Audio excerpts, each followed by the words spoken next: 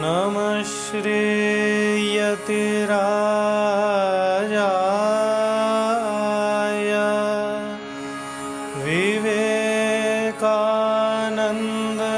विवेकानन्दसूरये सच्चित्सुखस्वरूपाय स्वामिने तापहारिणे स्वामिने तापहारिणे।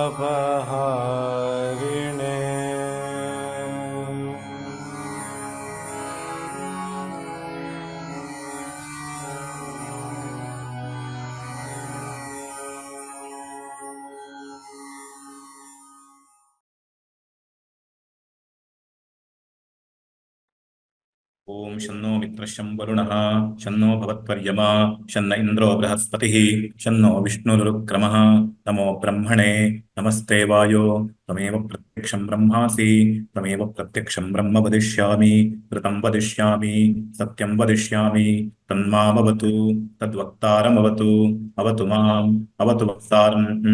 ओम शान्तिः शान्तिः शान्तिः। ओम सहनाववतु सहनौ भुनक्तु सह वीर्यं करवावहै तेजस्विनावधीतमस्तु मा विद्विषावहै। ओम शान्तिः शान्तिः शान्तिः। यस्माज्जातं जगत्सर्वं यस्मिन्नेव प्रलीयते येनेदं धार्यते चैव तस्मै ज्ञानात्मने नमः।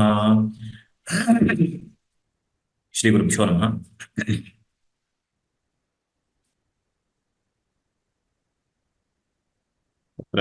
गतकक्षायां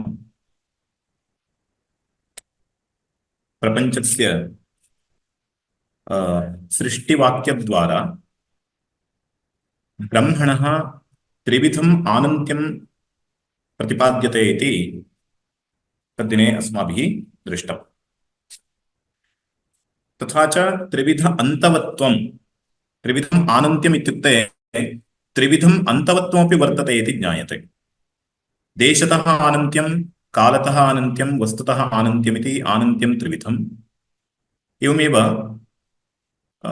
तत्र अन्तवत्वमपि त्रिविधम् इत्युक्तम्। देशतः अन्तवत्वं कालतः अन्तवत्वं वस्तुतः अन्तवत्वम्। अन्तवत्वं न वर्तते अस्य इति अनन्तं भवति। तर्हि अन्तवत्वस्य ज्ञानं प्रथमं भवेत्। तर्हि त्रिविधम् अन्तवत्वं कथं भवति नाम किं कस्य अन्तः इति तत्र प्रतिपाद्यमानमासीत्।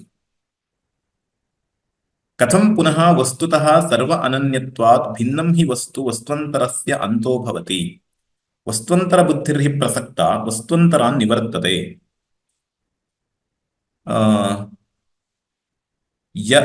तत्र अग्रे किं वर्तते बुद्धेः निवृत्तिः यस्मात् स तस्यान्तः तद्यथा गोत्वबुद्धिः अश्वत्वाद् विनिवर्तते इति अश्वत्वान्तं गोत्वम् इति अन्तवदेव भवति। स च अन्तः भिन्नेषु वस्तुषु दृष्टः नैवं ब्रह्मणो भेदः अतः वस्तुतोऽपि आनन्त्यम् इति प्रतिपादितम्। कार्यकारणयोः अनन्यत्वं स्वीकृत्य तत्र वाचारम्भणश्रुत्यादिभिः कार्यस्य मिथ्यात्वं ज्ञात्वा इदं ज्ञायते यत् कार्यमिति किञ्चित् वस्तु वर्तते चेत् वस्तुतः अस्ति चेत् तदानीं कारणस्य कश्चन अन्तः इति भवितुमर्हति। तर्हि यस्मात् यस्य बुद्धेः निवृत्तिः भवति सः तस्याः अन्तः इति पूर्वमुक्तम्।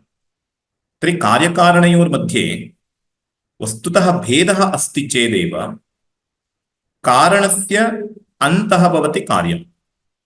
तर्हि कार्यबुद्धेः कारणबुद्धिर्निवर्तते इति वक्तुं शक्यते स्म। वस्तुतस्तु कार्यं नाम किञ्चित् कारणाभिन्नं किञ्चित् नास्त्येव। वस्तुतश्चिन्तयामश्चेत् कार्यं कारणादभिन्नं यथा मृत्तिकेत्येव सत्यं। यथा घटः सृष्टेः प्राक् मृत्तिकातः भिन्ना नासीत् अर्थात् मृत्तिकारूपेण आसीत्। वयं सत्कार्यवादिनो नाम कार्यस्य सृष्टेः प्राक् कार्यं कारणे सद्रूपेण भवति इति वदामः, कारणे भवति इति वदामः। तथा च सृष्टेः प्राक् कार्यं कारणे सत् इति वादः सत्कार्यवादः। सांख्यैस्तु उत्पत्तेरनन्तरमपि सत्त्वमुच्यते, किन्तु वेदान्तिभिः उत्पत्त्यनन्तरं सत्त्वं नोच्यते, मिथ्यात्वमुच्यते। अयमेव महान् भेदः। यद्यपि सृष्टेः प्राक् कारणे सत्त्वं वदामः कार्यस्य, तथापि सृष्टेरनन्तरं तु मिथ्यात्वं वदामः। अर्थात् कारणे कारणरूपेण कार्यं भवति इत्यस्य अयमाशयः। कदापि कार्यं कारणव्यतिरेकेण भवितुं नार्हति। तथा च कारणव्यतिरेकेण कार्यं मिथ्यारूपं यत् कार्यं तत् सत्यरूपस्य कारणस्य अन्तवत्वं सम्पादयितुं न शक्नोति।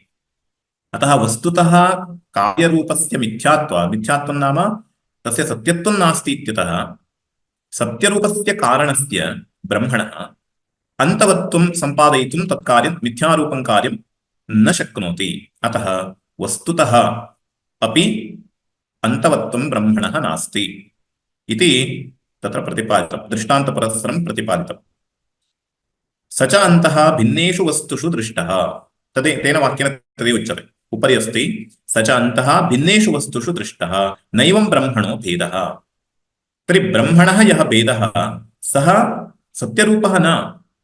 तर्हि मिथ्यारूपकार्यं मनसि निधाय ब्रह्मणः भेदः उच्यते। अतः सः भेदोऽपि न सत्यः। यदि भेदः सत्यः स्यात् तदानीं सत्यरूपस्य कारणस्य सद्रूपस्य कारणस्य भेदोऽपि यदि सत्यः स्यात् तदानीमेव तस्य वस्तुतः अन्तवत्वं स्यात्। इदानीं भेदप्रतियोगी यः वर्तते जगत् तस्य मिथ्यात्वात् नाम उभयोरपि सत्यत्वम् अपेक्षते। यदि एकं मिथ्या तर्हि तत्प्रतियोगिकभेदस्यापि मिथ्यात्वं वक्तव्यं। तर्हि भेद एव मिथ्या इति कृत्वा भेदस्य असत्यत्वम् इति कृत्वा तत् भेत्तुं न शक्नोति। अर्थात् वस्तुतः अन्तवत्वं सम्पादयितुं न शक्नोति ब्रह्मणि। अतः ब्रह्मणि वस्तुतः अन्तवत्वमपि नास्ति।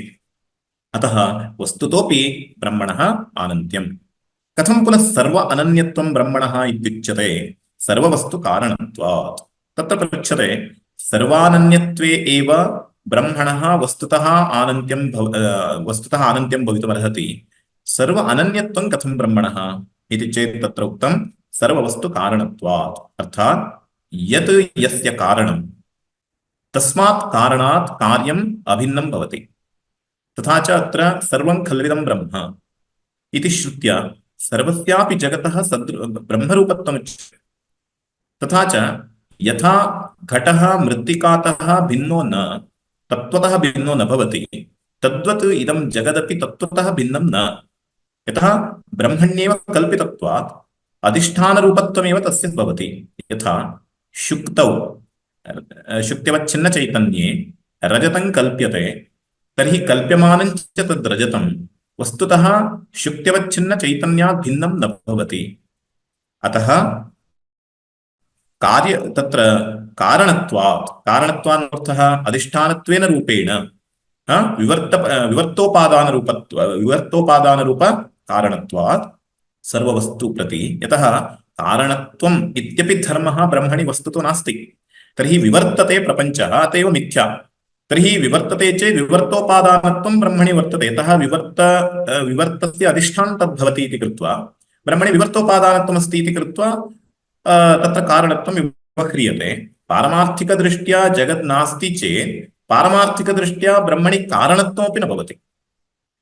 अतः अत्र कारणत्वम् इत्युक्ते अर्थः व्यावहारिकप्रपञ्चं प्रति व्यावहारिककारणत्वमेव अत्र। अतः कारणत्वमपि व्यावहारिकं, तथापि कारणात् कार्यम् अत्यन्तं भिन्नं तु न भवति। सर्वेषां हि वस्तूनां काल आकाशादीनां कारणं ब्रह्म। तर्हि सर्वविषयककारणत्वं ब्रह्मणि वर्तते इति कथं ज्ञायते इति चेत् ज्ञायते। तर्हि कालस्यापि नित्यत्वम् उच्यते इति चेत् तयोरपि कालाकाशयोरपि नित्यत्वं नास्ति। कुतः? श्रुत्या बाधितमिदं। यद्यपि नैयायिकैः आकाशस्य नित्यत्वं स्वीक्रियते, किन्तु इदं च नित्यत्वं श्रुतिसिद्धं न। अतः इदं बाध्यते श्रुत्या बाध्यते तस्माद्वा एतस्माद् आत्मना आकाशः सम्भूतः इत्यनेन साक्षादेव श्रुत्या आकाशस्य सृष्टिः उच्यते अतः आकाशादीनामपि परमते नित्यत्वेन सिद्धानाम् आकाशादीनामपि कार्यत्वं वर्तते तेषामपि कारणं ब्रह्मैव कार्यापेक्षया वस्तुतो अन्तवत्तमिति चेन्न तर्हि इदानीं कार्यापेक्षया वस्तुतो अन्तवत्वम् इत्युक्ते को अर्थः अस्तु सर्वकार्य अनन्यत्वं ब्रह्मणः स्वीक्रियते चेदपि कार्यमिति किञ्चिदस्ति खलु जगदिति किञ्चित् वर्तते तर्हि कार्यापेक्षया कारणं किञ्चित् भिन्नमस्ति इत्यर्थः ब्रह्म तर्हि कार्यापेक्षया वस्तुतः अन्तवत्वम् आगतं खलु ब्रह्मणि कार्यापेक्षया वस्तुतो अन्तवत्वं ब्रह्मणः इति चेन्न अनृतत्वात् कार्यवस्तुना कदा तत्र कारणस्य वस्तुतः परिच्छिन्नत्वम् आयाति यदि तत् कार्यं सत्यं स्यात् कार्यं तु न सत्यं कारणमात्रस्य सत्यत्वम् उच्यते अत एव कार्यस्य अनृतत्वात् मिथ्यात्वात् तत्र वस्तुतः परिच्छिन्नत्वं न सम्भवति ब्रह्मणः न हि कारणव्यतिरेकेण कार्यं नाम वस्तुतो अस्ति तदेव उच्यते तस्यैव विवरणमिदम् इत्युक्ते कार्यं मिथ्या इत्यस्य कोऽर्थः तत्र कारणात् कार्यं जायते अत्र कीदृशकार्यत्वं स्वीक्रियते इति चेत् तत्र विवर्तरूप सृष्टिः यत् उच्यते इति कृत्वा कार्यं नाम वस्तुतः नास्ति नाम सत्यं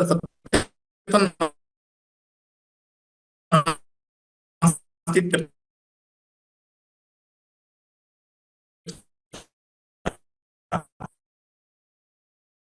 अतएव कार्यस्य वस्तुतः अभावादेव वस्तुतः निसाधयितुम् इति किञ्चित् वस्तु सत्यं स्यात् तदानीं तस्मात् वस्तुनः कारणबुद्धिः विनिवर्तेत तथा तु नास्ति किं प्रमाणं वाचारम्भणं विकारो नामधेय वृत्तिकेत्येव सत्यम् एवं सदैव सत्यम् इति श्रुत्यन्तरा श्रुतिरेव प्रमाणं छान्दोग्योपनिषदि तत्र एकविज्ञानेन सर्वविज्ञानं प्रतिज्ञाय सर्वेषामपि कार्यभूतानां मिथ्यात्वं तेषां कारणस्य च सत्यत्वं प्रतिपाद्यते यद्यपि दृष्टान्ते मृत्तिकायेत्येव सत्यम् इति यद्यपि उक्तमस्ति तथापि मृत्तिकायाः अपि सत्यत्वमस्ति इति नार्थः अपि तु मृत्तिका कारणमिति कृत्वा कारणस्य कार्यापेक्षया सत्यत्वम् इत्युक्तम् एतावता यदि मृत्तिकापि कार्यं तर्हि अवश्यमेव तस्याः अपि किञ्चित् कारणं भवेदेव तर्हि तस्य सत्यत्वम् तदपि यदि कार्यं स्यात् तर्हि तस्य कारणस्य सत्यत्वं स्यात् एवं रूपेण अन्ततो गत्वा ब्रह्मणि एव तिष्ठति तथा च ब्रह्म सर्ववस्तु प्रति कारणमिति कृत्वा ब्रह्मैव सर्वकारणम् अत एव ब्रह्मण एव सत्यत्वं कार्यस्य सर्वस्यापि यत्र यत्र कार्यत्वं वर्तते तस्य सर्वस्यापि अनृतत्वं तथा च घटेऽपि वर्तते मृत्तिकायामपि अस्ति पृथिव्यां वर्तते आकाशपर्यन्तमपि अस्ति तथा च सर्वेषामपि भूतिकानां सर्वेषामपि अनृतत्वम् अत एव तेषां स्वातन्त्र्येण अस्तित्वं नास्ति इत्यतः ब्रह्मणि यथा ब्रह्म सत्यं न तथा जगत् सत्यम् इत्यतः कार्यस्य सत्यत्वं नास्ति अत एव ब्रह्मणि वस्तुतः परिच्छिन्नत्वं नायाति अनन्तरं तस्मात् आकाशात् अनन्तरं तत्र सदैव सत्यम् इत्यपि उक्तम् अर्थात् कार्यस्य मिथ्यात्वमात्रेण तत्र श्रुत्या न त्यक्तम् अपि तु श्रुतिः अग्रेपि वदति सदैव सत्यमिति अर्थात् कार्यस्य मिथ्यात्वं तर्हि कारणस्य तु सत्यत्वमेव कथं सदैव सत्यं सत् नाम अत्र सदिति शब्देनैव छान्दोग्य षष्ठाध्याये सद्विद्याप्रकरणम् आरब्धमस्ति सदैव सौम्येदमग्र आसीत् एकमेवाद्वितीयमिति सच्छब्देन तत्र जगत्कारणमेव उच्यते अतः तत् सत् इत्यर्थः तत्र प्रकरणे सच्छब्दवाच्यं यत् वर्तते तदेव सत्यमस्ति तन्नाम जगत्कारणीभूतं ब्रह्म इत्यर्थः तस्माद् आकाशादिकारणत्वाद् वस्तुतः तावदनन्तं ब्रह्म तर्हि वस्तुतः आनन्त्यं ब्रह्मणि एवं सिद्ध्यति कुतः आकाशादिकारणत्वात् तत्र आकाशादिकारणत्वेनापि ब्रह्मणः वस्तुतः आनन्त्यं ज्ञायते कथम् आकाशो हि अनन्तः इति प्रसिद्धं देशतः पूर्वमुक्तं खलु यदा आनन्त्यं त्रिविधमित्युच्यते तदानीं देशतः आनन्त्यम् आकाशे वर्तते यतः आकाशः सर्वत्र वर्तते सर्वव्यापकः अतः सर्वव्यापकस्यापि आकाशस्य कारणं ब्रह्म इत्युक्ते अवश्यमेव ब्रह्म तत्र वस्तुतः अनन्तं भवति। तथा च आकाशो हि अनन्तः इति प्रसिद्धं देशतः, ततः च अयं कारणं, तस्मात् सिद्धं देशतः आत्मनः आनन्त्यम्। अतः आकाशस्यापि कारणत्वात् सर्वव्यापकस्य नाम व्यापकस्यापि व्यापकरूपत्वात् ब्रह्मणः देशतः आनन्त्यं सिद्ध्यति। न हि असर्वगतात् सर्वगतम् उत्पद्यमानं लोके किञ्चित् दृश्यते। आकाशस्य देशतः आनन्त्यं नास्ति इति निर्णीतं, तर्हि देशतः आनन्त्यं नास्ति चेत् तादृशदेशतः अनन्तं यद् गगनं तस्य कारणमपि देशतः अनन्तमेव स्यात्। कुतः? परिच्छिन्नेन कार्येण अपरिच्छिन्नं किञ्चित् कार्यम् उत्पद्यते इति नास्ति। कार्यापेक्षया अधिकदेशवृत्तित्वं कारणस्य वर्तते एव। यथा मृत्तिका यावती वर्तते तावन्तः घटाः सन्ति, तन्न्यून नाम घटाः यावन्तः वर्तन्ते तदधिक देशवृत्तित्वं मृत्तिकायाः वर्तते। यथा वह्निः तत्र धूमं प्रति कारणमित्युक्ते यत्र यत्र धूमः तत्र तत्र वह्निर्भवति, किन्तु यत्र यत्र वह्निर्भवति तत्र सर्वत्रापि धूमः न भवति, यतः वह्नेः व्यापकत्वं। तर्हि कारणस्य सर्वदा व्यापकत्वं। तर्हि व्यापकेन कारणेन तदपेक्षया व्याप्यभूतकार्यं जायते। अत्र तु आकाशः इतरेषां सर्वेषां भूतानाम् अपेक्षया व्यापकः, तर्हि तस्य कारणेपि तादृशव्यापकत्वं स्यात्, तदधिक देशवृत्तिरूप व्यापकत्वं स्यात्। अतः व्यापकेन कारणेन इदं जायते। अतः न हि असर्वगतात् सर्वगतः आकाशः तस्य कारणेपि सर्वगतत्वमिति स्यात्। तर्हि असर्वगतात् सर्वगतम् उत्पद्यमानं लोके न किञ्चित् दृश्यते। अतः निरतिशयम् आत्मनः आनन्त्यम्। अतः आत्मनः यदा आनन्त्यं वर्तते तत् निरतिशयमस्ति, सापेक्षं नास्ति इत्यर्थः। निरपेक्षं वर्तते, निरतिशयं च वर्तते। अतः इतोपि अतिशययुक्तं किञ्चित् नास्ति इत्यर्थः। देशतः तथा अकार्यत्वात् कालतः। तर्हि देशतः निरतिशय आनन्त्यं ब्रह्मणः, एवमेव कालतोपि निरतिशय आनन्त्यं ब्रह्मणः। तथा अकार्यत्वात् नाम ब्रह्म न कार्यम्, अकार्यं ब्रह्म इत्युक्ते क्रियाविषयो न भवति, जन्यत्वं नास्ति। अत एव यदि जन्यत्वमस्ति तदानीं तस्य प्रागभावः वक्तव्यः, अनन्तरं ध्वंसोऽपि भवति। तर्हि जनिमत्वं यदि वर्तेत तदानीं कालतः आनन्त्यं न सिद्ध्येत्। अजो नित्यशाश्वतोऽयं पुराणः इत्यादिभिः कालतः आनन्त्यं नित्यत्वं ब्रह्मणः प्रतिपाद्यते। तन्नित्यत्वमेव तेन नित्यत्वेनैव इदं ज्ञायते यत् ब्रह्म कालतोऽपि अनन्तम्। तद्भिन्नवस्तुन्तराभावाच्च वस्तुतः अपि। तर्हि सर्वव्यापकमिदं ब्रह्म कुतः? सर्वान् नाम सर्वगत आकाशस्यापि कारणमिति कृत्वा देशतः आनन्त्यम् उच्यते। एवमेव अजन्यत्वादेव कार्यतः तत्र कालतः आनन्त्यम् उच्यते। एवमेव वस्तुतः द्वितीयपदार्थः नास्ति इति एकमेवाद्वितीयम् इत्यनेन उक्तम्। एकम् एव अद्वितीयं सगत सजातीय विजातीय भेदरहितं ब्रह्म, निरवयवं ब्रह्म, निष्कलं निरञ्जनम् इत्यादिभिः निरवयवं ब्रह्म इति उच्यते। तादृशस्य निरवयवस्य स्वगत भेदो न भवति। एवमेव सजातीय विजातीय वस्तुन्तराभावाच्च वस्तुतः अन्तवत्वोऽपि ब्रह्मणि नास्ति इत्यतः वस्तुतोऽपि निरतिशय अनन्तं ब्रह्म। अतः वस्तुतः अत एव निरतिशय सत्यत्वम्। एतादृश त्रिविध परिच्छिन्न रहितं ब्रह्म, परिच्छिन्नत्वरहितं ब्रह्म इति कृत्वा ब्रह्मणि निरतिशय सत्यत्वं वर्तते इत्यर्थः। अथवा ब्रह्म निरतिशयं सत्यम्। तस्मादिति मूलवाक्यसूत्रितं ब्रह्म परामृश्यते। तस्माद्वा एतस्मादात्मन आकाशः सम्भूतः इत्यत्र तस्माद्वा इति तत्र पूर्वं मूलवाक्यसूत्रितं ब्रह्म परामृश्यते। मूलवाक्यसूत्रितं नाम ब्रह्म यत् उच्यते तत्र ब्रह्मविदाप्नोति इत्यत्र मूलवाक्ये यद् ब्रह्मसूत्रितं, ब्रह्मशब्देनैव तत्र ब्रह्म उक्तं वर्तते। अतः तद्ब्रह्म अत्र परामृश्यते। तस्माद्वा इत्युक्ते अर्थः तस्मात् नाम तस्मात् ब्रह्मणः इति अर्थः।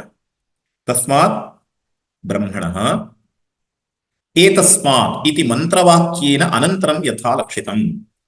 एतस्मात् इत्युक्ते कोऽर्थः मन्त्रवाक्येन इत्युक्ते कोऽर्थः आदौ यद् ब्रह्म प्रतिज्ञातं किञ्च यद् ब्रह्म सत्यं ज्ञानम् अनन्तं च वर्तते तस्मात् इति अर्थः इदानीं यस्मात् इत्यनेन कोऽर्थः सत्यं ज्ञानमनन्तं ब्रह्म इति मन्त्रवाक्येन यदुक्तं तद् ब्रह्म पूर्वं तत्र तस्मात् इत्यनेन आदौ यद् ब्रह्म उक्तं तद् ब्रह्म उभयमपि एकमेव अत एव तस्मात् यस्मात् इत्युच्यते तर्हि तस्माद्वा एतस्मात् इत्यर्थः एवम् इदानीं सत्यं ज्ञानमनन्तं रूपं ब्रह्म नाम नित्यनिरतिशयं ब्रह्म अपरिच्छिन्नं ब्रह्म ज्ञानरूपं च ब्रह्म इति यद् ज्ञातं तद् ब्रह्म बुद्धिगतं ब्रह्म इत्यर्थः तस्माद्वा एतस्मात् नाम बुद्धौ वर्तते तदा ब्रह्म इदानीम् अतः तत् परामृश्य एतत् शब्दप्रयोगः क्रियते तस्माद्वा एतस्मात् आत्मन आकाशः सम्भूतः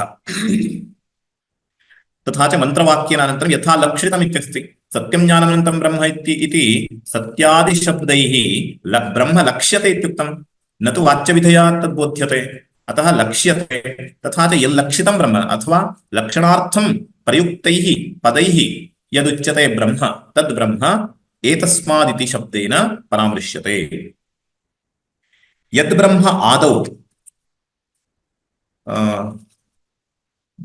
ब्राह्मणवाक्येन सूत्रितं यच्च सत्यं ज्ञानमनन्तं ब्रह्म इति अनन्तरमेव लक्षितं तस्मात् एतस्मात् ब्रह्मणः आत्मनः आत्मशब्दवाच्यात् स्वयं भाष्यकारः तस्माद्वा एतस्मात् इति शब्दयोः व्याख्यानं कुर्वन्ति ब्राह्मणवाक्येन यत् सूत्रितम् आदौ कथं ब्रह्मविदाप्नोति परम् इति अनन्तरं सत्यं ज्ञानमनन्तं ब्रह्म इति अनन्तरमेव लक्षितम् अनन्तरमेव नाम झटिति नाम तत्र मध्ये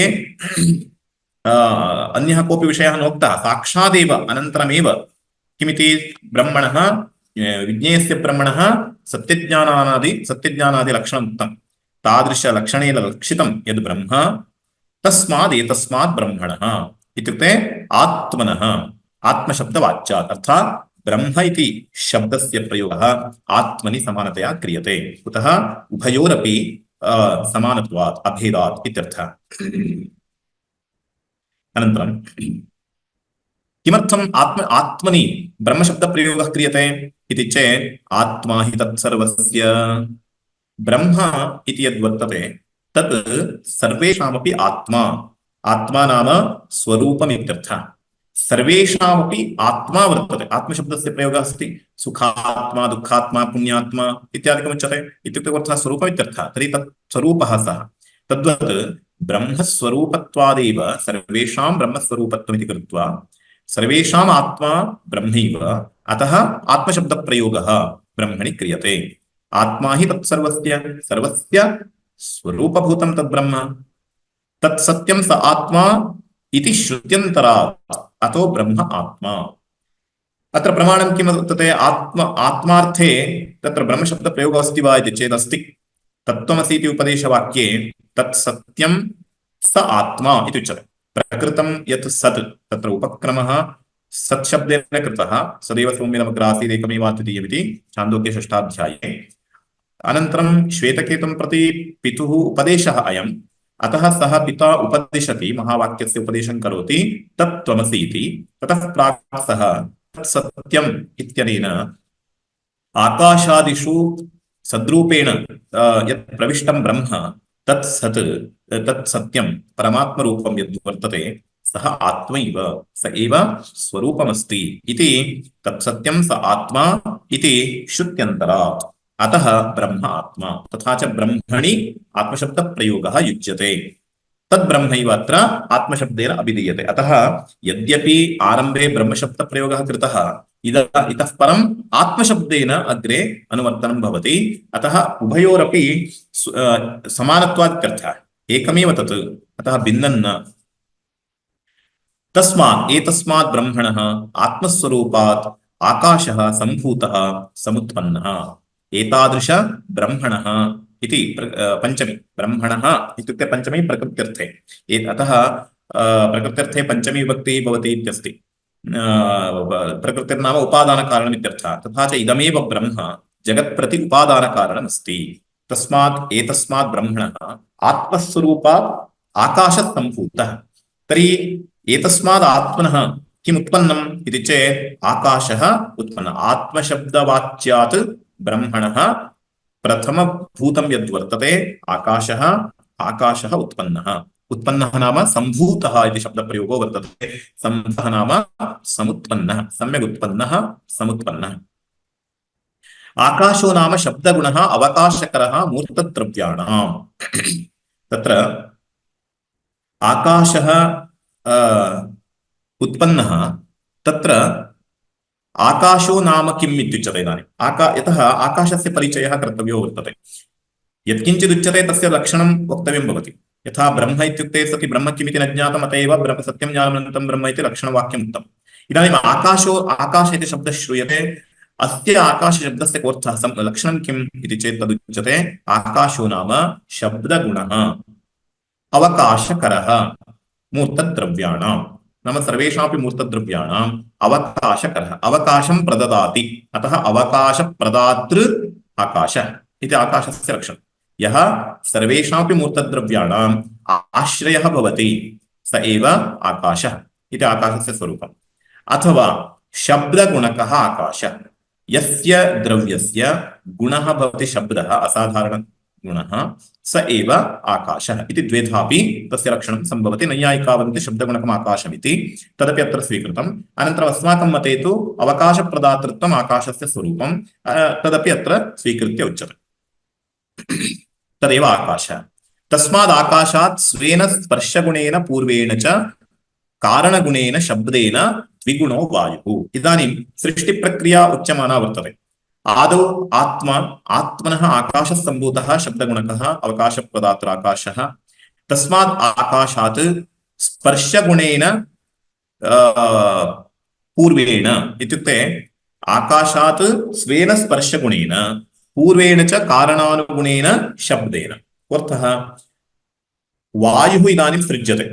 कस्मात् सृज्यते? वायोः कारणं किम्? आकाशः। आकाशे शब्दः गुणः अस्ति, असाधारणगुणः सः। स च गुणः कुतः आगतः इति चेत् तत् आकाशस्य गुणः। अवकाशप्रदातृत्वम् आकाशस्य स्वरूपम्। आकाशे अंशद्वयमस्ति। किमस्ति? अवकाशप्रदातृत्वम् इति आकाशस्य स्वरूपं, किञ्च आकाशस्थन् इति व्यवहारः, आकाशो अस्ति इति व्यवहारः भवति। आकाशो अस्ति इत्यत्र अस्तित्वं नाम सत्त्वं सद्रूपस्य ब्रह्मणः। तर्हि कारणगुणाः कार्यगुणान् आरभन्ते इति न्यायेन, अर्थात् कारणे विद्यमानाः धर्माः कार्ये अनुगच्छन्ति इति न्यायेन। कारणे इत्युक्ते परमात्मनि विद्यमानः यः धर्मः, यः स्वभावः, सद्रूपत्वं, तत् सत्त्वम् आकाशादिषु सर्वत्र अनुवर्तते। न केवलं तत्, यत् अग्रे अग्रे सृष्टिर्भवति अपि अग्रे अनुगच्छन्ति। अतः आकाशस्य इदानीं स्वतः शब्दः इति गुणः वर्तते, स च शब्द इति धर्मः अग्रे अनुगच्छति। कुत्र? वायौ अपि अनुगच्छति। तथा च आकाशात् वायुः, आकाशात् शब्दः वायौ गतः। किञ्च वायोः अपि कश्चन असाधारणधर्मो वर्तते। कस्तः इति चेत् स्पर्शः। तर्हि इदानीं गुणद्वयं जातं। वायोः स्पर्शगुणः, आकाशस्य शब्दो गुणः। अतः पञ्चदश्यान्तं वायु बीसीति शब्दनं। वायोपि शब्दो वर्तते। कः शब्दः? बीसी इति शब्दः। कन्नडभाषायां वायु बीसुत्तदे, गाळियु बीसुत्तदे इत्युच्यते। अर्थात् बीस् इति शब्दः आयाति।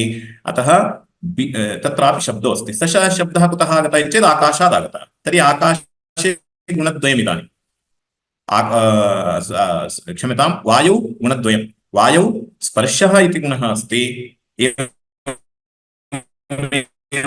शब्दोऽपि गुणो वर्तते। अतः द्विगुणो वायुः। सम उत्पन्नः सर्वत्र अनुसन्धानं कर्तव्यम्। तदनन्तरं वायोश्च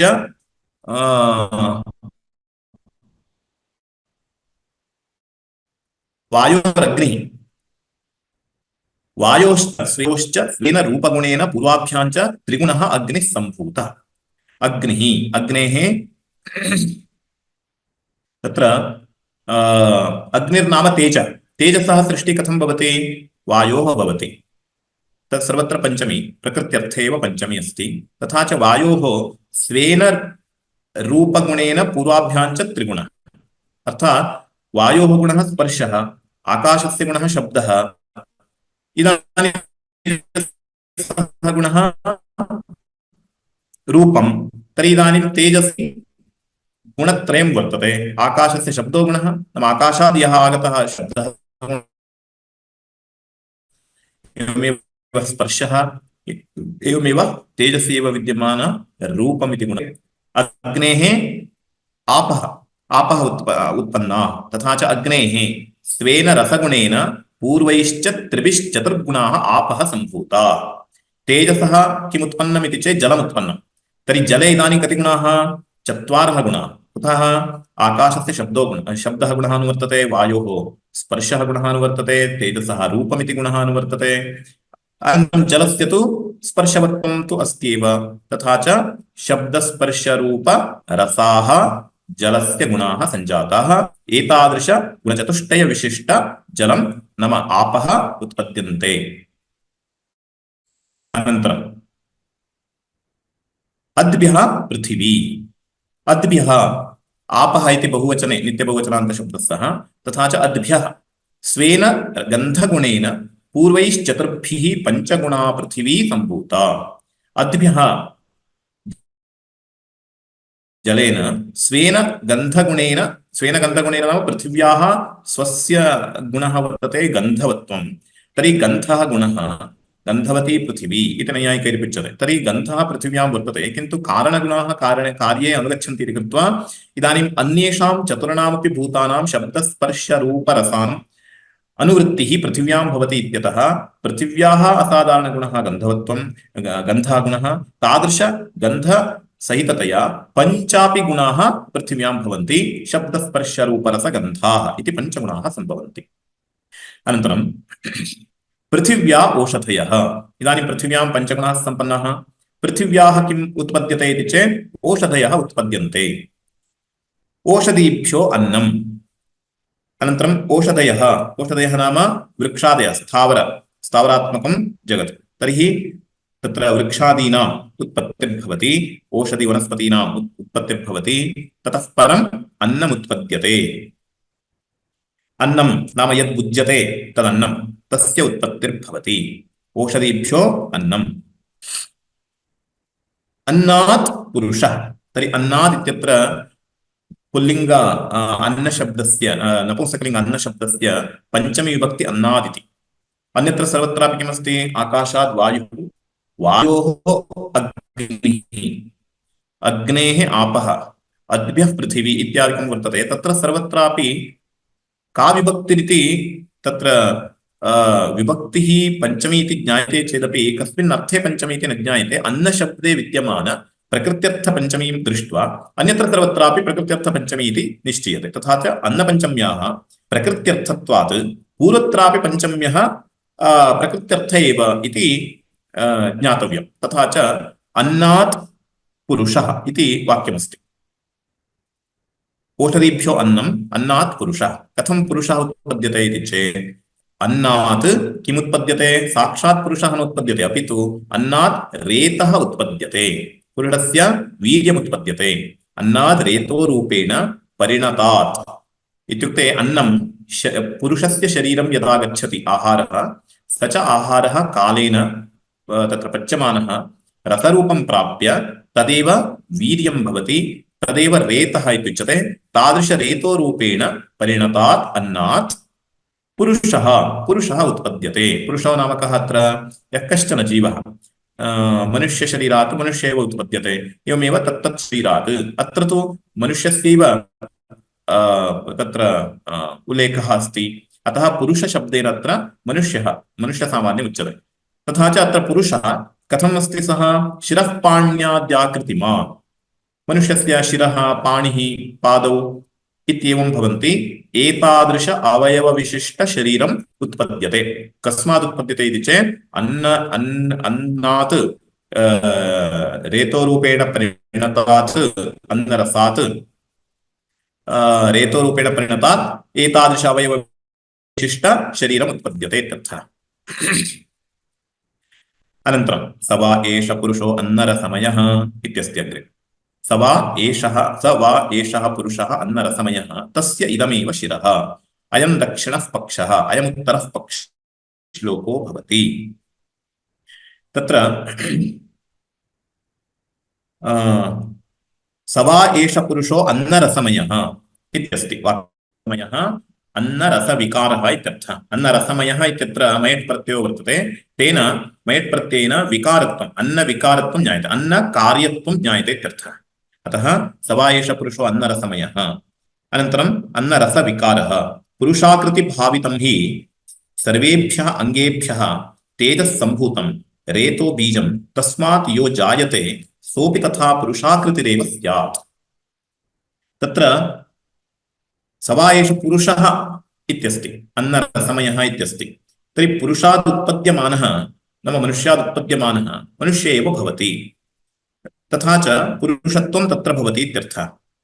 तत्र पिता पुरुषाकृतिमान् अस्ति, तथा च पितुः पुरुषाकृत्या तत्र भावितं संस्कृतं सत् नाम पिता यः वर्तते तस्य देहे विद्यमान अवयवं प्राप्तः वर्तते। अतः पितुः अङ्गेभ्यः अयं रसः नाम रेतोरूपः रसः उत्पद्यते। तस्मात् उत्पन्नत्वात् एवमेव यथा पितृशरीरं वर्तते अवयवविशिष्टं शिरः पाण्यादिवत् शरीरं वर्तते, तादृशशरीरमेव जायते। पुरुषाकृतिभावितं हि सर्वेभ्यः अङ्गेभ्यः इत्युक्ते तेजः सम्भूतं। तेजः नाम रेतः इत्यर्थः, रेतो बीजं तदेव तेजः इत्युच्यते। तादृश तेजसः अथवा रेतः यः वर्तते तस्मात् यो जायते सोऽपि तथा पुरुषाकृतिरेव स्यात्। पितुः अङ्गेभ्यः अयं रसः वीर्य इति रेतोरूपरसः उत्पन्नः इत्युक्त्वा तस्मात् जायमान शरीरेऽपि तद्वदेव अवयवाः भवन्ति, आकृतिरपि तद्वदेव भवति। सर्वजातिषु जायमानानां जनकाकृतिनियमदर्शनात्। कुतः अस्माभिः लोके दृश्यते कारणं यद्वर्तते तस्मात् तस्य कारणस्यैव रूपं किञ्चित् अनुगच्छति कार्यं। तद्वत् सर्वजातिषु जायमाना, केवलं मनुष्येषु इति न, पशुषु अपि यथा शुनकादिभ्यः जायमानाः शिशवः शुनकाकृतिवन्तः एव भवन्ति। अतः सर्वजातिषु जायमानानां जनक आकृतिनियमदर्शनात्। जनकः नाम पिता, पितृरूपमेव पितृसदृशरूपमेव शिशुषु अथवा पुत्रेषु भवन्ति, रूपं भवति इति दृष्टं लोके। तद्वदत्र पुरुषाकृतिमानेव सः भवति। अतः स वा एष पुरुषो अन्नरसमयः तस्य इदमेव शिरः। इतः आरभ्य किञ्चित् अवयवकल्पना क्रियते। तत्र इदानीम् आदौ अन्नमयकोशः इदानीम् उच्यमानः अस्ति। अग्रे किम् उच्यते इति चेत् अस्य आत्मनः नाम उपक्रान्तं यत् ब्रह्म तस्य स्वरूपं वक्तव्यम्। किञ्च यो वेद निहितं गुहायाम् इत्यनेन हृदयाकाशे विद्यमान आत्मापि ब्रह्मैव इत्युक्तम्। तर्हि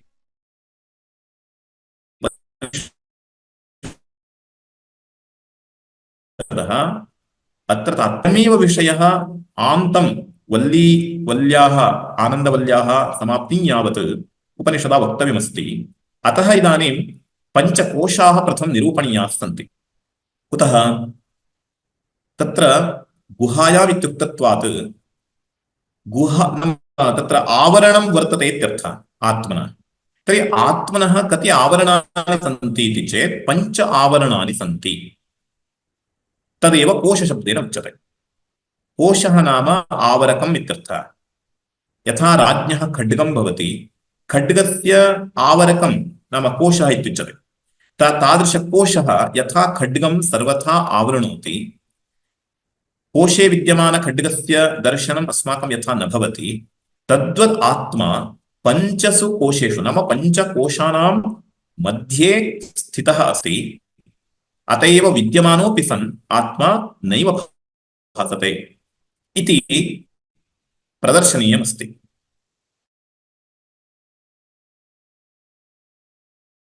तर्हि एकैकस्यापि कोशं ततोपि अन्तः कश्चन आत्मा वर्तते इति उक्त्वा अन्ततो गत्वा ब्रह्मपर्यन्तं नेतव्यमस्ति अथवा आत्मपर्यन्तं नेतव्यमस्ति।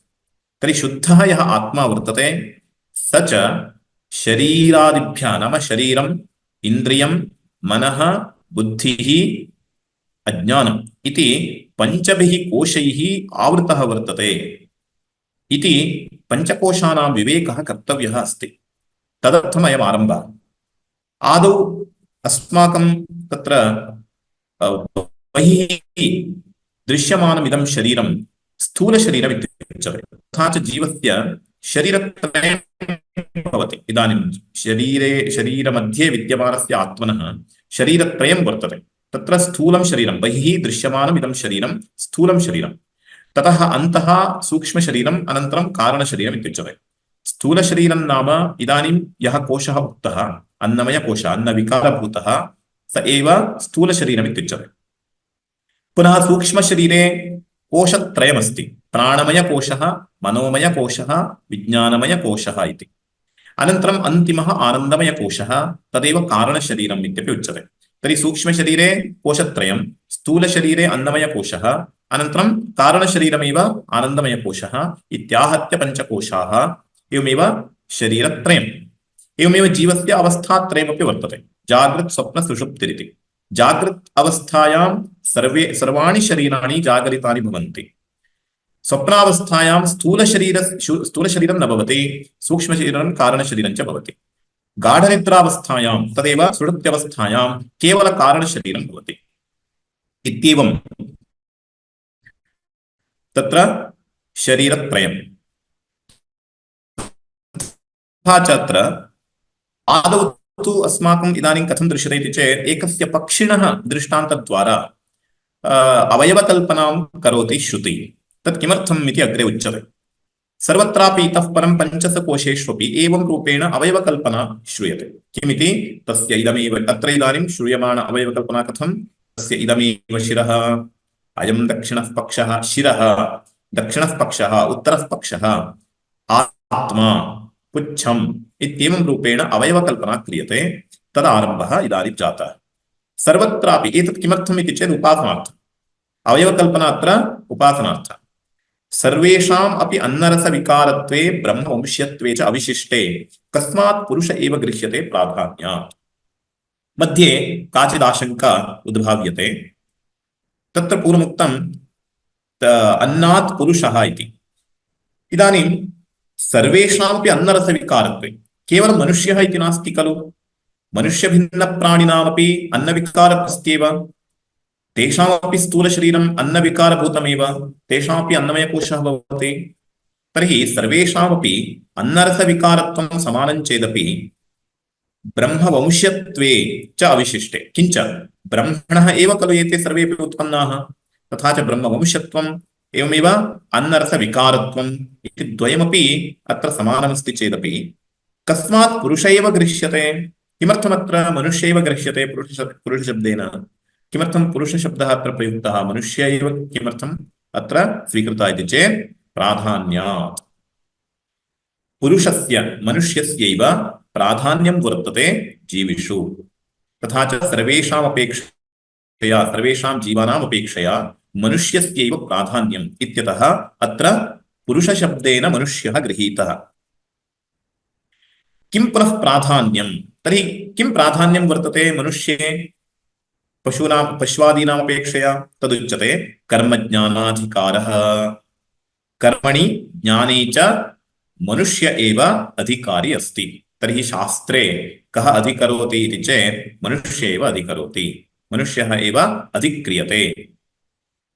कर्मणि कर्मानुष्ठाने ज्ञाने च मनुष्यस्यैव अधिकारः। कुतः? कर्म अनुष्ठातुं वा ज्ञानसाक्षात्कारार्थं वा याः सामग्र्यः अपेक्षिताः ताः सामग्र्यः मनुष्यस्यैव विद्यन्ते। अतः सर्वेषां तत्र सर्वेषामपि अन्नरसविकारत्वं ब्रह्मवंशत्वम् इति समानं चेदपि कर्मज्ञानयोः अधिकारः मनुष्यस्यैव इति कृत्वा प्राधान्यात् अन्नात् पुरुषः इति मनुष्यस्यैव ग्रहणं कृतमस्ति। पुरुष एव हि शक्तत्वादर्थित्वाद् अपर्युदस्तत्वाच्च अर्थी विद्वान् समर्थः कर्मज्ञानयोः अधिक्रियते।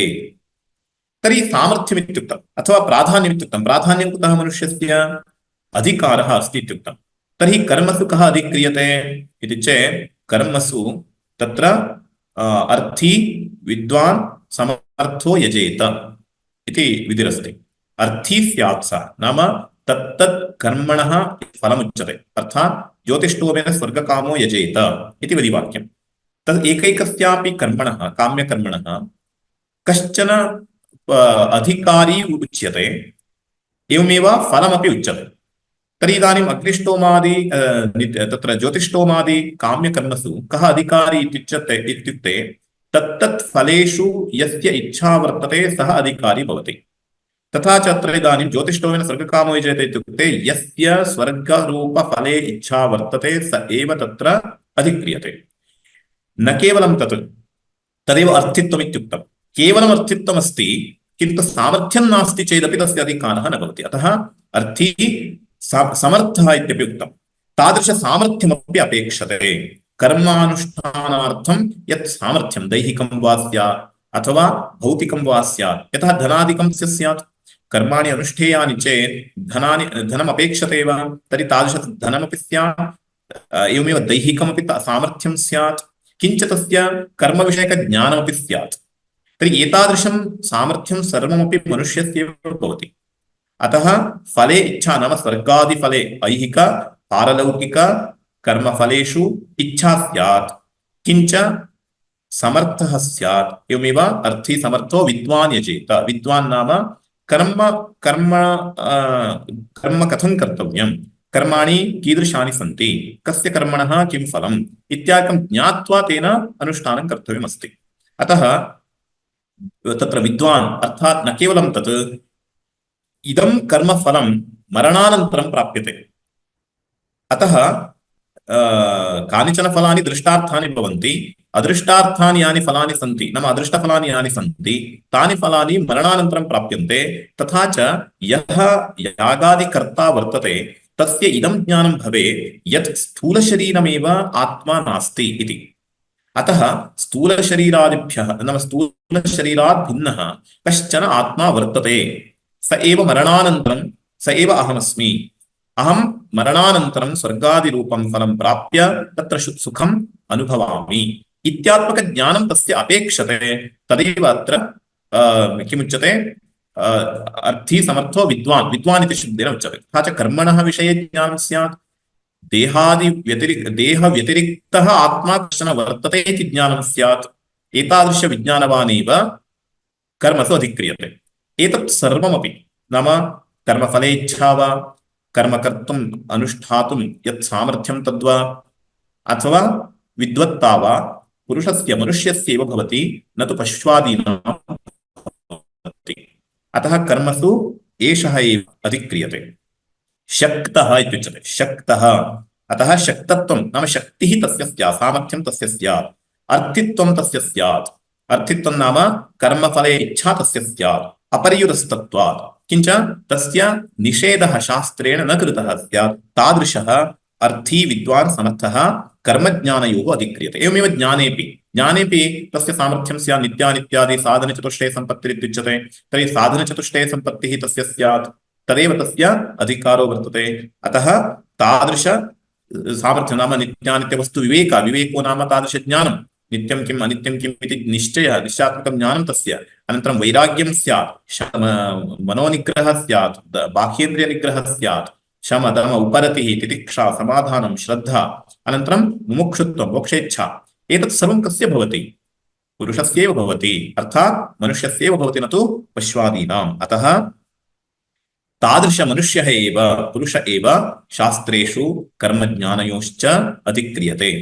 पुरुषे त्वेव आविस्तरामात्मा स हि प्रज्ञानेन सम्पन्नतमः विज्ञातं वदति विज्ञातं पश्यति वेदश्वस्तनं वेद लोकालोकौ मर्त्येन अमृतमीप्सति इत्येवं सम्पन्नः अथ इतरेषां पशूनाम् अशनापिपासे एव अभिविज्ञानम् इत्यादि श्रुत्यन्तरदर्शनात् तत्र श्रुत्यन्तरं प्रमाणत्वेन प्रदर्शयन्ति पुरुषे त्वेव आविस्तराम् आत्मानम् इत्युक्ते तादृशपुरुषस्य यत् पूर्वोक्त सामर्थ्यादि उपेतत्वं भवति इति इत्यत्र प्रमाणं प्रदर्शयन्ति पुरुषे त्वेव आविस्तराम् आत्मा इति तथा च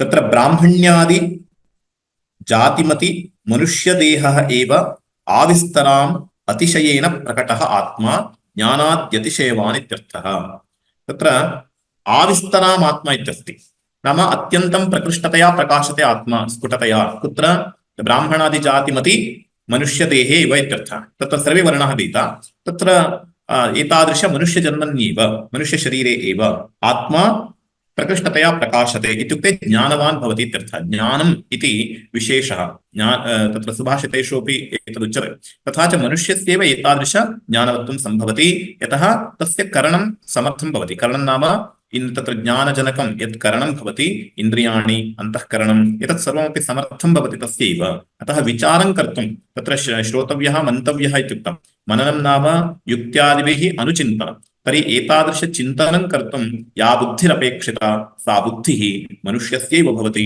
न तु प्राण्यादीनां नाम पश्वादीनां न भवति इति अनन्तरं तदेव अनुभवेन उच्यते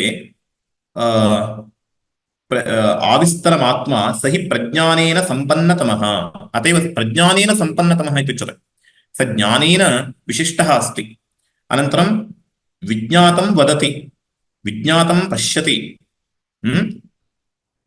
तत्र सम्पन्नतमः विज्ञातं वदति विज्ञातं पश्यति वेद श्वस्तनं वेद लोकालोकौ मर्त्येन अमृतमीप्सति तत्र एतत् सर्वमपि सः जानाति इत्यर्थः एतत् सर्वं ज्ञातुं तस्य सामर्थ्यं भवति यद्वदति ज्ञात्वा वदति ज्ञात्वा शृणोति श्रुत्वा जानाति पुनः ज्ञातं वदति इत्येवं रूपेण सर्वैरपि इन्द्रियैः तस्य ज्ञानं भवति ज्ञानजनकसामर्थ्यम् अपि तत्र वर्तते अनन्तरं वेदश्वस्तनम् इत्युक्ते परेद्युः यद् भवति तदपि सः जानाति एवमेव श्वस्तनं वेद वेदलोकालोकौ लोकः नाम भोग्यः भोग्यं सर्वं जानाति स इदं मम भोग्यम् इति जानाति स अतः स्वर्गः मम भोग्यः अतः मया स्वर्गः प्राप्तव्यः इति स्वर्गविषयकभोग्यत्वज्ञानं तस्यैव भवति तस्यैव प्रवृत्तिरपि भवति पशूनाम्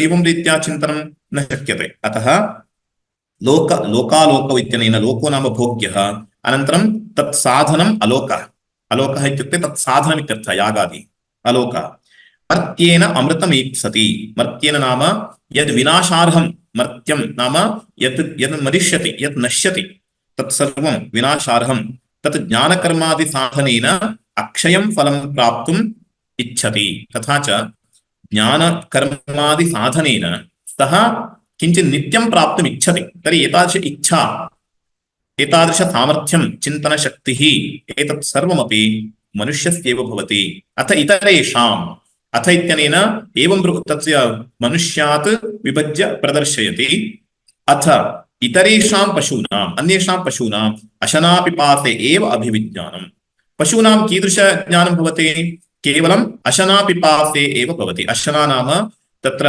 पातुमिच्छा खादितुमिच्छा भोक्तुमिच्छा अशितुमिच्छा अशना पिपासा नाम पातुमिच्छा तर्हि एतद् उभयमेव तस्य भवति तस्य नाम पश्वन्तराणां भवति मनुष्यस्य तु अन्यदपि भवति नाम तस्य इच्छा अस्ति एवमेव सामर्थ्यं वर्तते चिन्तनशक्तिरस्ति ज्ञानं भवति अतः मनुष्यः समर्थः कुत्र कर्मसु एवमेव ज्ञानप्राप्तौ च अतः मनुष्यः एव अत्र अधिकृतो वर्तते इत्यतः प्राधान्यात् पुरुषस्यैव ग्रहणं कृतमस्ति पुरुष इति शब्देन इति स हि पुरुषः इह विद्यया अन्तरतं ब्रह्म सङ्क्रामयितुम् इष्टः तस्य च बाह्याकार विशेषेषु अनात्मसु आत्मभाविता बुद्धि अनालम्ब्य विशेषं कञ्चित् सहसा अन्तरतम प्रत्यगात्म विषया निरालम्बना च कर्तुम् अशक्या इति दृष्टशरीरात्म सामान्य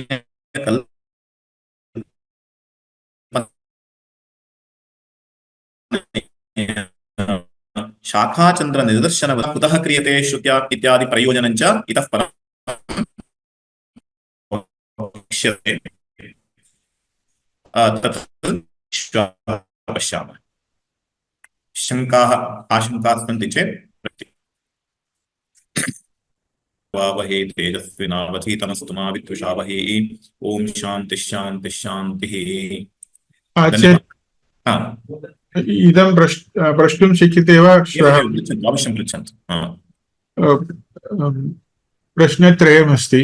अत्र ब्रह्मवंशीयत्वे इति अस्ति खलु, सर्वेषाम् अन्नरसविकारत्वे ब्रह्मवंशीयत्वे इति वाक्ये ब्रह्म अंशत्वे इति अपि कथितुं शक्यते खलु। अत्र वंश्य इति शब्दस्य कः प्राधान्यः? ब्रह्म कारणत्वमित्यर्थः। कारणत्वं नाम ब्रह्मण एव उत्पन्नत्वात् सः ब्रह्मवंश्यः भवति। यथा घटः मृद्वंश्यः। अहं किञ्चित् पुनः दृष्ट्वा वदामि। मया इदानीं यज्ञातं तदुक्तवान्, अहं टीकां दृष्ट्वा वदामि पुनः। अस्तु आचार्य। अपरः प्रश्नः, भवतः सकाशे किं पुस्तकमस्ति? मम सकाशे यत् ग्रन्थमस्ति तत् किञ्चित् भिन्नमिति अस्ति वा? अत्र तु अहं तत् फोटो चित्रं सर्वं प्रेषयिष्यामि। वनमाला आनन्दगिरी टीका उपेतं पुस्तकं मम सकाशे वर्तते। कवर् पेज् इति तदहं चित्रं प्रदर्शयामि। तत् दक्षिणामूर्तिप्रकाशनमित्यस्ति। भवन्तः सर्च् कुर्वन्ति चेत् तत् आयाति गूगल् मध्ये। दक्षिणामूर्तिप्रकाशनमित्यस्ति। अस्तु अस्तु, धन्यवादः आचार्य। अन्ये प्रश्नाः सन्ति? एकः तत्र उक्तं खलु, पुरुषे तु अवास्तितरमात्मना सहि प्रज्ञानेन सम्पन्न तमो विज्ञानं वदति इति श्रुत्यन्तरदर्शनात् इति अस्ति खलु। का श्रुतिः तत्र? तत् अहं दृष्ट्वा वदामि। तद् ज्ञाति इदानीं विस्मृतमस्ति। कुत्रत्याः श्रुतिः इति दृष्ट्वा वदामि। अस्तु, भवान् अपि एवमेव उक्तवन्तः। तत्र ब्राह्मणजातिः तत्र प्रकृष्टेन इति प्रायः टीकातः वदति। किमिति भवन्तः उक्तं पुरुषे इति कथनेन कश्चन जातेः प्रकृष्टतया एवं भवति इति, ब्राह्मणजातीनां। न ब्राह्मणादि अस्ति तत्र। ब्राह्मणादि इति अस्तु अस्तु अस्तु आचार्य। आचार्य महोदय, भूतं तथा पुरुष मध्ये को भेदः? किमिति? भूतम् अन्नात् भवति भूतानि इति अस्ति न भगवद्गीतायां। पुरुषः तथा भूतमध्ये भूतम् इत्युक्ते यद् भवति तद् भूतं। नाम यद्यद् जायते तत्सर्वं भूतमेव भवति। किन्तु पुरुषः इत्युक्ते मनुष्यविशेष एव अत्र विशेषतया गृहीतः अस्ति। तत्र अन्नात् भवन्ति भूतानि, पर्जन्यादन्नसम्भवः इति अन्यत्र। अत्र तु विशेषेण पुरुषस्यैव ग्रहणं कृत्वा उच्यते। यतः कर्मज्ञानयोः पुरुषनामत्र मनुष्यसामान्यमित्यर्थः। तर्हि मनुष्यः एव कर्मसु ज्ञानेषु च ज्ञाने च अधिक्रियते इति कृत्वा पुरुषस्य ग्रहणं कृतमस्ति। धन्यवादः महोदय। अस्तु, तर्हि श्वः मिलामः।